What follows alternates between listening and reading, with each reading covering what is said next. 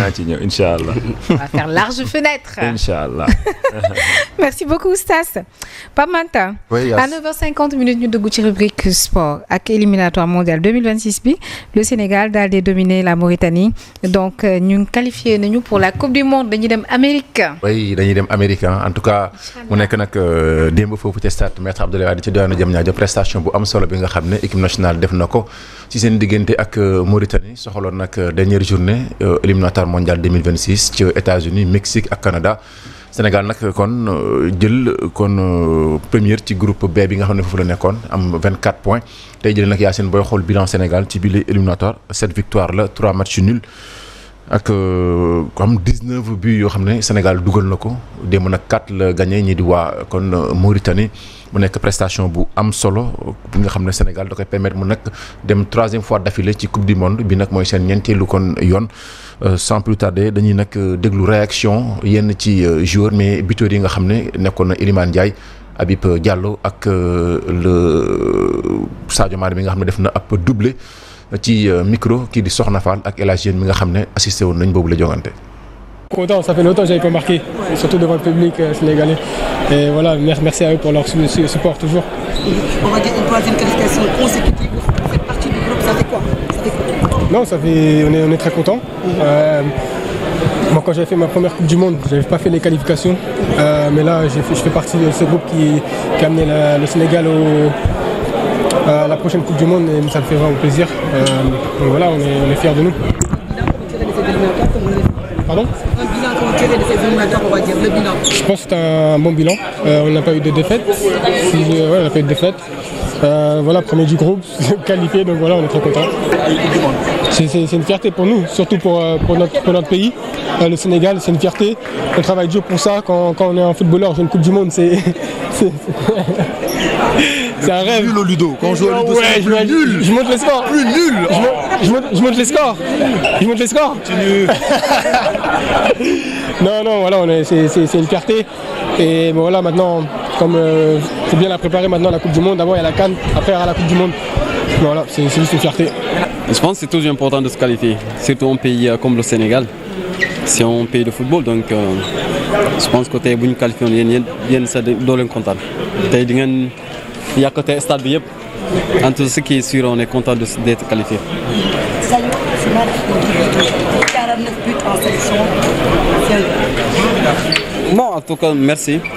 Si compliment bi je pense que sama coéquipier ñoo ma ko yombal. mais tey gis nañu supporters yi. la dixième minute. yaay tàcc nañu rendre hommage. ban sensation la. Honnêtement kontaan naa si je pense que à chaque fois sa pays bu ñu lay ovationné c'est dara dakk ko donc man personnellement j'étais très heureux et puis daf ma gën a jox motivation pour dugaleen yi. Ça fait du bien, ça fait parce que boo xoolee depuis le début moom lañ doon wut donc finalement tey la ko yàlla dogal même bu ñu doonoon première tamit il y avait Congo derrière donc on a tout fait pour ça donc je fais que remercier l'équipe remercier tout le monde même les supporters donc. Félicitations aux Lions. Franchement, on va aller Amérique. waaw Inch'Allah. mention spéciale dóor nañu waa Mauritanie 4 buts à 0. mention spéciale à Sadio Mané. Oui, franchement comme ni ko Oustaz di waxee sànq mais xam nga Sénégalais moom dañoo gaaw a fàtte de telle sorte que mooy loolu. mais pour man Sadio. te fan yii passé lu ne wax nañ ko. lu ne wax nañ ko fi mais en tout cas Sadio dafa nekk joueur boo xam ne déjà li may wax chaque jour rek au niveau. nga nekk ci benn durée bi ni yombul. cela prouve que ni il est tellement sérieux ci li mu def. ba pare nekk patriote. yàgg sacrifié wu ngir équipe nationale bu Sénégal ba pare nekk kenn koo xam ne il est tellement discipliné exemple la ci équipe nationale exemple la ci jeune génération bi nga xam ne ñoo ngi bëgg a def carrière sportive que soit bu nekk discipline bu mu nekk nag bu munti nekk que nit ki loo munti nekk boo ci àndul ak sérieux ko ci yaakaar naa ne da ngay sonal sa bopp rek moo tax mu doo dem parce que au niveau ci boo xam moom moo métti dafa am lu mu demandé te da ngay gis Sadio nga xam ne kii il s'est sacrifié pour nekk fu mu nekk kon à la limite moo tax démb 12e gaynde ba ñu footballee ba 10 minutes di def benn standing ovation boo xam ne pour Sadio Mané la woon parce que cela prouve que ne tamit y a des gens yoo xam ne pour man sénégalais ñoo war mu reconnaissance par rapport ak taxawaayam te démb il a encore prouvé ci match bu toll ni suñu diggante ak Mauritanie nga xam ne match aller ba métti woon na ñu defoon 1 but à 0 la gagné woon démb mu teg coup franc dugal ko def ab doublé de même que tamit Iliman Ndiaye gis nañ tamit taxawaay yi nga xam ne moom tamit moo ngi koy am Everton ci club am en tout cas Pape Thiaw quoi qu'on puisse dire nekk na ci tànk yi nga xam ne Aliou Cissé foofu la nekkoon am na lu mu ci yokkaat lu bees parce que tamit joueurs yi nga gis ni am na confiance bu am seen biir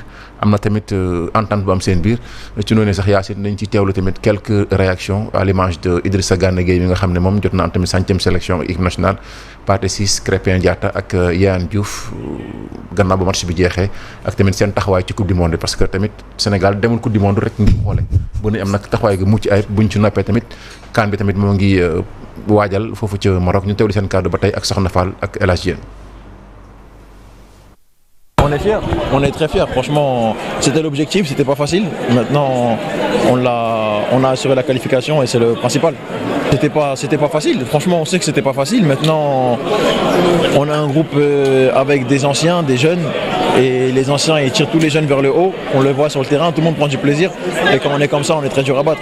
Non, c'est une fierté depuis petit. On en a parlé avant le match dans le vestiaire. Il y en a qui en ont fait 2, il y en a qui en ont fait 1. Moi, je fais partie des joueurs qui en ont pas fait. Donc, c'était un objectif clairement de pouvoir participer à une Coupe du Monde. Maintenant que Dieu nous donne la santé, à tous les joueurs de l'équipe, qu'Allah nous donne la santé.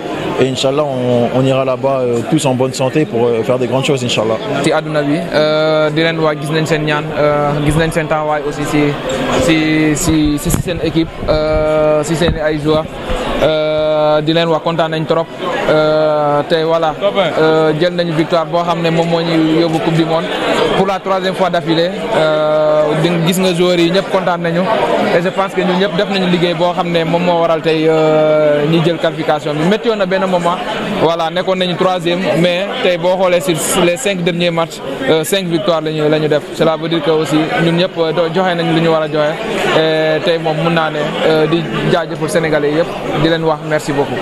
mbégte la boo xamante ni mënuñu ko am na commencement mais amul fin comme ni ko coach bi di ko waxee avant chaque match rek bokk ci génération bu qualifié depuis 2 fois Coupe du Monde c'est pas donné à tout le monde tey jii voilà bu la ci yàlla boole nga bokk ci pour man mbégte la boo xamante ni macha allah comme ni ma ko waxee am na commencement mais amul fin. Donc on est très content. Donc le rôle des cadres, c'est d'apporter notre expérience et surtout de permettre à ces jeunes de prendre du plaisir sur le terrain et de défendre les couleurs de l'équipe nationale du Sénégal. À chaque CAN, donc quand on part là-bas, c'est pour la gagner.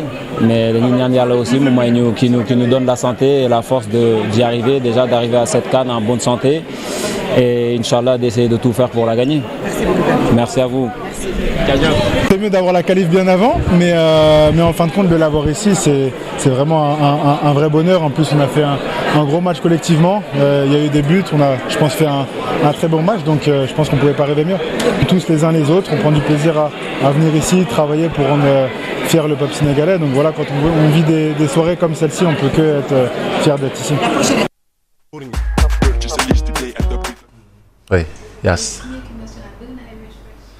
bëri na wesh mais pratiquement c'est des joueurs yoo xam ne ñu ci bëri bon seen cosaan fii la comme Yaya Diouf bi nii on se rappelle très bien que papam il paraît que c'est un ancien lutteur. bëri fii nii mais c'est des joueurs yoo xam tamit ñoom ñoo opté pour le Sénégal parce que même Sénégal foogee dafa dem vers eux mais comme le cas de Koulibaly ak ñenn yi nouvelle génération bi yëpp ñoom ñoo opté toog yàgg suivre équipe nationale prêt pour xam nga dem ci équipe nationale bi waaw loolu tamit da ci am solo xam naa comme balaay waxtu yi dañuy xotti rek ñu mën nañu am réaction un peu président fédération sénégalaise bi par rapport ak victoire bi ak tamit yenn tamit jafe-jafe yi nga xam ne supporters yi amoon nañ ko ci wàllum billet yi te mu jàpp ne daal loolu yëpp dinañ ci nag indi ab jubbanti yeneen ci yeneen jogante yi loolu ay kàddoom bu si xajee Abdoulaye Fall.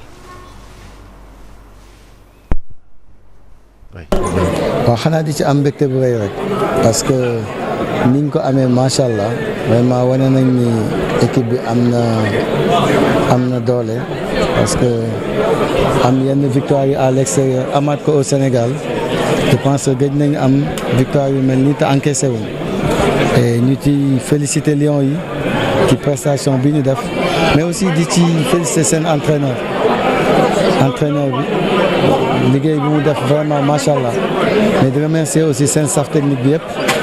mais di ci boole aussi état du Sénégal parce que xam nga équipe nationale lépp li koy doxal état moo koy joxe donc ñu ci profiter di féliciter le président de la République si lim ñu defal tey ñëw seetaan si match bi mais commencé wu ko tey nag parce que ñun depuis match contre Congo daf ñu woo et depuis lors mu ngi suivre ni nga xamee ni noonu la équipe bi di doxal et vraiment ñu koy remercier di remercier tout le peuple sénégalais.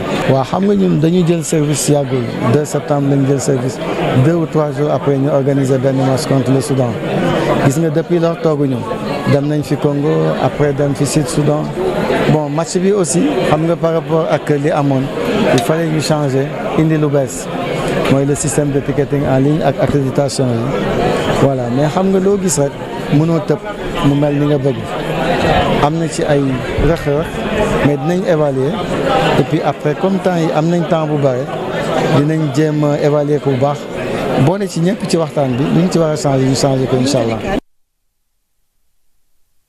rek ñu wax ni kon xam nañ nag 8 équipes yi nga xam ne autant pour moi 9 équipes yi nga xam ne kon ñoo fas yéene représenté Afrique par rapport tamit ak barrage bi muy Sénégal Maroc Tunisie Afrique du Sud Nigéria Cap-Vert pour une première Côte d'Ivoire di fàttali nag barrage yi demi-finale yi kon dina am ci diggante Nigéria ak Gabon Cameroun ak RD Congo yooyu la jogante nag foofu ca Maroc la ñu koy amalee buñ ci noppee amal nag finale muy équipe bi nga xam ne moo fas yéene kon représenté Afrique ngir nag ci match barrage internationaux yi nga xam ne dina am ngir ñu mën a déterminer ndax Afrique dina am 10e représentant ci coupe du monde bi am déet en tout cas quoi qu'on puisse dire mention spéciale à l'équipe nationale du Sénégal bi nga xam ne def na parcours bu exceptionnel et mention spéciale tamit à Soxna Fall ak El Hadj Diène mi nga xam ne démb ñooñu doon toppal match bi foofu ca Diamniadio ca maître Abdoulaye Wade. Merci beaucoup. Merci Yass. Oui organisation bi xam naa ne koy vendredi dinañ ci ñëwaat incha allah du kaddu vendredi dinañ ci gën a ñëwaat incha allah. Merci beaucoup mon très cher. Merci. Merci également à Oustaz. Merci beaucoup. Pour le vendredi incha allah ñu invité Papa Ousmane mu daal di ñëw rek moom it. incha allah. Merci beaucoup borom bu lay